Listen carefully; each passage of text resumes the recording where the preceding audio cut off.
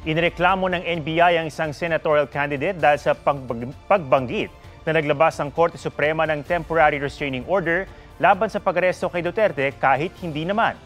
Inireklamo ng NBI si Attorney Raul Lambino ng unlawful use of means of publication and unlawful utterances na pinabigat pa ng paglabag sa Cybercrime Act.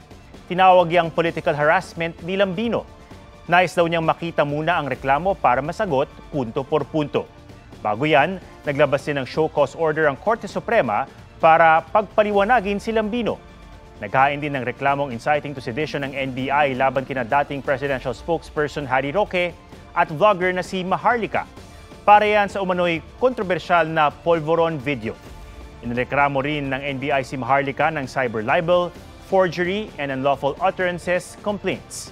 Sa isang post sa social media, sinabi ni Roque na welcome ang inihaing reklamo laban sa kanya. Magandang oportunidad daw ito para kay Pangulong Marcos para patunayan sa korte na hindi totoong gumagamit siya ng cocaine. Gihit pa ni Roque, hindi totoo ang mga sinabi ng isang vlogger na tumestigo sa pagdinig ng House Tri-Committee na sa kanya nanggaling ang polvoron video. Huwag magpahuli sa mga balitang dapat niyong malaman.